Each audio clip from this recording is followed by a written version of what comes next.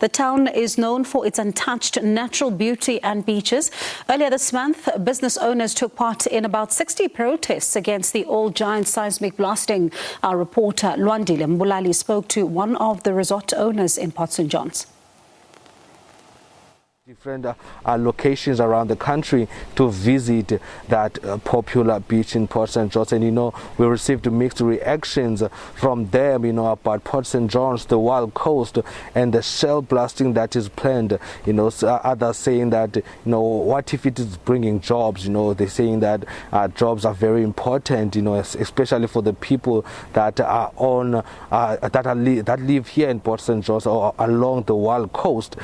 But now I am here joined by Mr. Venom Melion, who will just be talking to us about the same thing as well, and how it will impact their businesses and tourism in Port St. John's.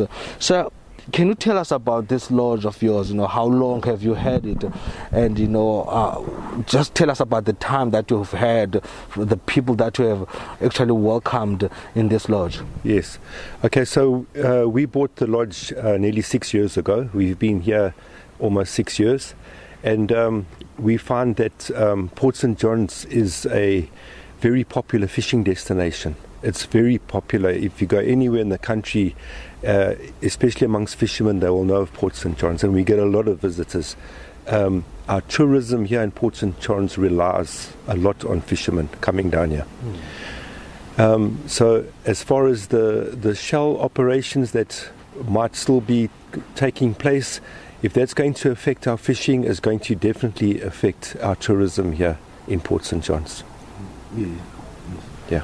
So, talking about the people that visit Port St. John's, is this lodge of yours one of the popular ones in terms of fishing? Because we see it just behind us, there are fishing rods. Yes. It is a popular popular lodge. There are a lot of accommodation establishments here in Port St. John's that cater for fishermen. So we're just one of them, but we are pretty popular. So yes, fishermen will come from all over the country, Johannesburg, Durban, Cape Town, even sometime from overseas they'll come here. The other thing that I must mention is that during June and July of every year, we have the sardines going past here with the sardine run. That attracts people from all over the world. So we also run a dive operation where we take divers out to go and dive with the sardines. And that's also a concern, because the life out on this ocean here, especially in Port St. John's, is incredible. We have whales, dolphins, mantas, sharks, we have everything, birds, you name it, it's there. And we rely on the tourists coming here to witness the spectacle. So we don't want anything to happen that will jeopardize people coming here to visit this area. As business owners, have you had any chance to engage with other business owners about this whole thing, and maybe what have they been saying? Okay, so I think it was 2 or 3 weeks ago, I'm not 100% sure, but all the business owners and the locals got together, and we held a demonstration at Second Beach. And it was very well attended, and we made it very clear that we don't want anything done to jeopardize our living here on the Wild Coast. Thank you so much, sir. Pleasure.